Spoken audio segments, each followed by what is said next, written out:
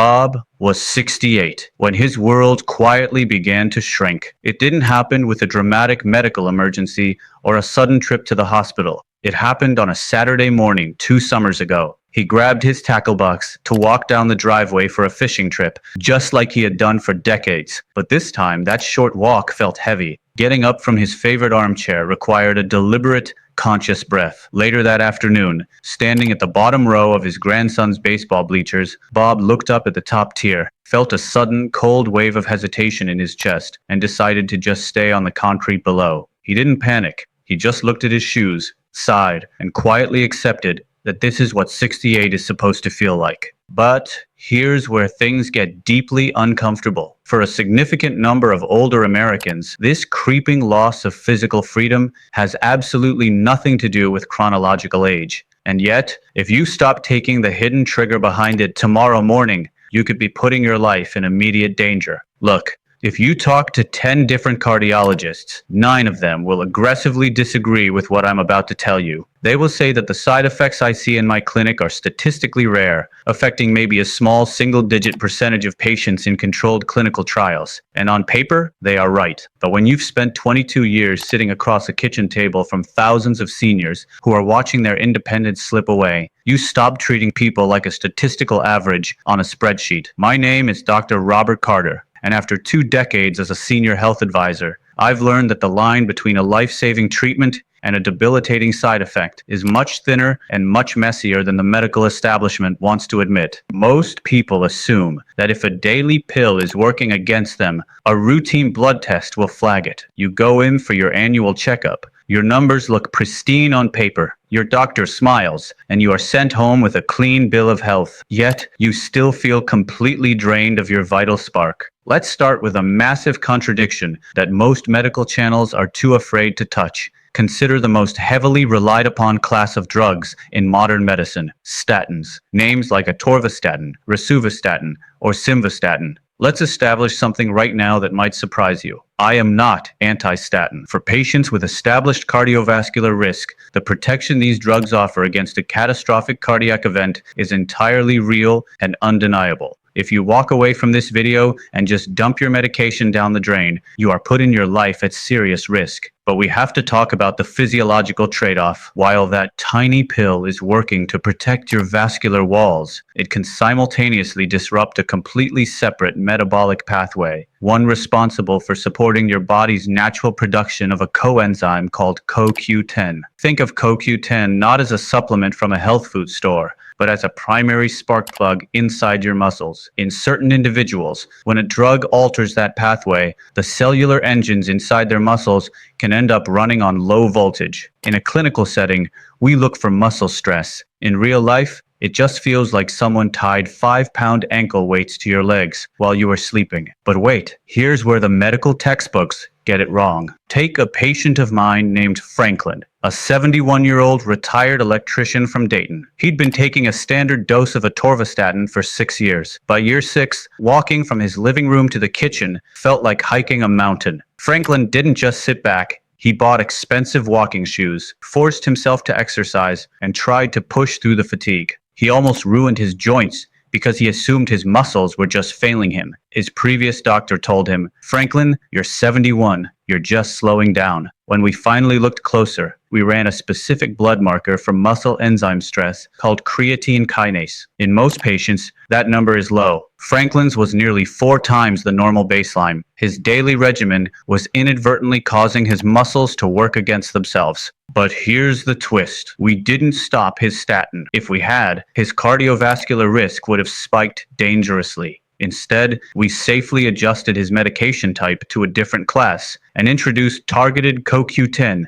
to support his cells. 6 weeks later, Franklin didn't experience an overnight miracle cure. He still had bad days, but he stood up without that heavy, leaden ache. He looked at me and said, "I didn't lose my strength because I grew old, Dr. Carter. I lost it because my body was starving for fuel." If you've ever stared at the floor wondering why your legs feel like lead, let me know with a quick like down below. It's a small action, but it helps this video break through the noise, so other folks who are quietly dealing with this exact frustration can see this data. If that heavy, dragging leg fatigue sounds familiar, you have the right to change the conversation at your next physical. Walk in and use these exact words. I've been experiencing a persistent, noticeable weakness in my lower legs that is impacting my daily mobility. Before we assume it's just age, can we run a creatine kinase blood test to check my muscle enzymes and evaluate if my current statin type or dose might be a contributing factor? Everything we just analyzed with statins happens gradually, over months or years.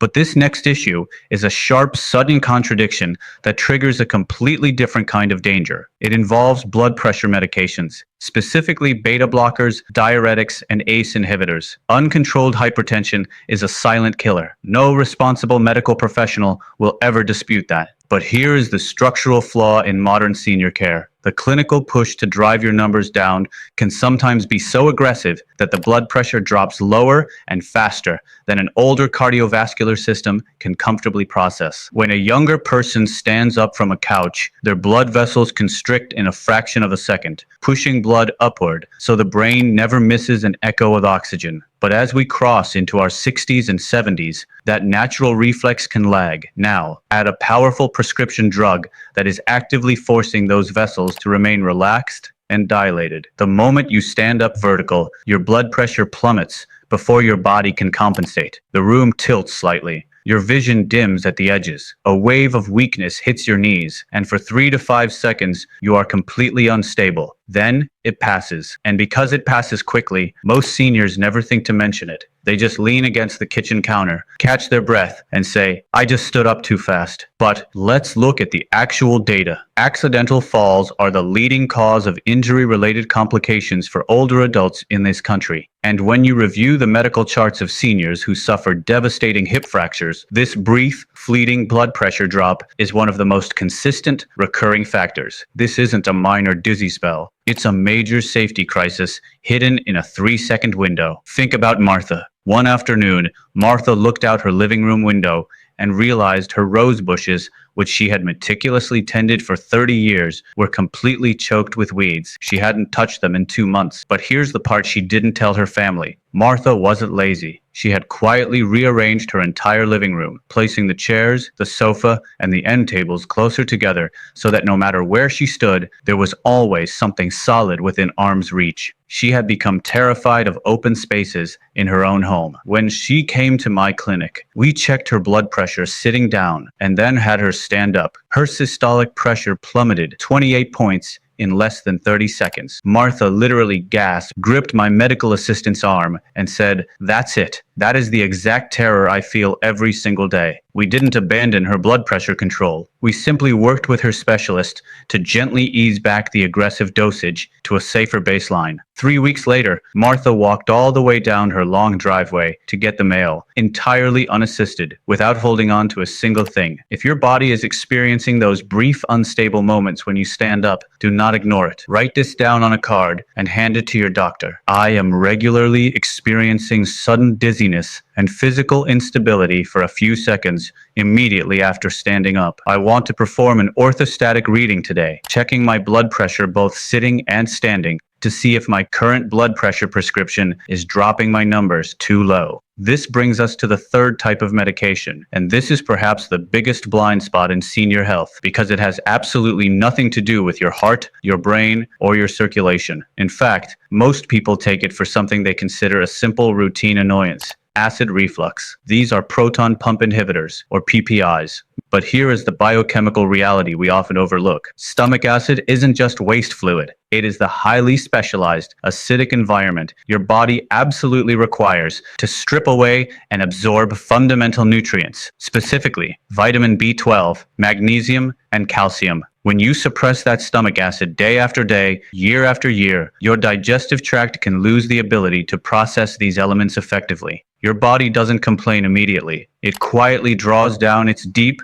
internal bone and tissue reserves. For the first 2 or 3 years, you feel completely fine, but eventually the tank runs dry. And what does a severe long-term depletion of B12 and magnesium look like in someone over 60? It looks like a heavy, permanent mental fog that makes you feel like you're losing your sharp edge. It looks like a profound, soul-deep exhaustion that no amount of sleep can fix. And most visibly, it looks like excruciating, violent muscle cramps that twist your calves into knots at 2 o'clock a.m. If you are currently waking up in the dead of night, dealing with unexplained leg cramps or restless exhaustion, drop the phrase "awake again" in the comments down below. Let's see how many of us are dealing with this exact same pattern. The reason this happens so frequently is that a heartburn pill is often treated as a forever drug. A doctor prescribes it once for an acute flare-up, the symptom disappears, and the prescription just rolls over on auto refill for 5, 7, or 10 years without anyone ever checking what that chronic acid suppression is doing to your nutrient baseline. I remember Dolores, a 73-year-old retired accountant from Fort Worth. Dolores described herself to me as permanently exhausted. She was sleeping 9 full hours a night, but waking up feeling like she hadn't slept a wink. Her daughter had even started worrying that Dolores was developing early-stage cognitive decline because she was noticeably slower in conversation. 3 different clinics had run standard blood panels and told her she was perfectly healthy for her age. Not one of them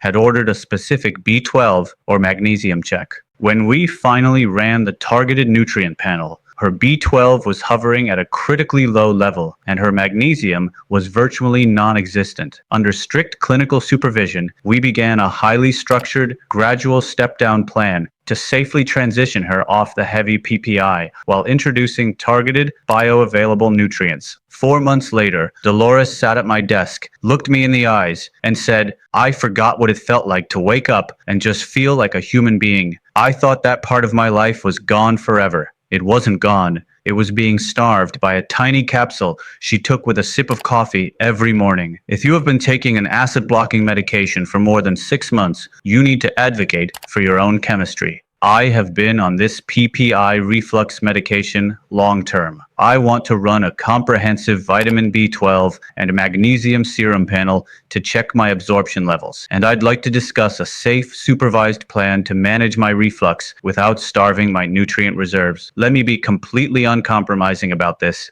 Do not, under any circumstances, abruptly stop taking a prescribed medication on your own. Doing that can cause a dangerous acute spike in blood pressure or severe acid rebound. Instead, I want you to start a process of active self-defense today. Find a simple notepad or use the Notes app on your phone. Write down every single pill, capsule, and supplement you take. Next to that list, for the next 30 days, I want you to write exactly 2 sentences every single morning about how your body physically feels. Note if your legs feel like lead by noon, if the room spins for 3 seconds when you get out of bed, or if you're waking up at 2 a.m. with cramping. This log completely changes the power dynamic of your next doctor's visit. It transforms a vague, easily dismissed complaint like "I'm just feeling tired" into an undeniable, black and white piece of clinical evidence that a physician cannot simply brush aside. By day 14, you will see connections you've been completely blind to. By day 30, you will have a document that demands a real medical conversation.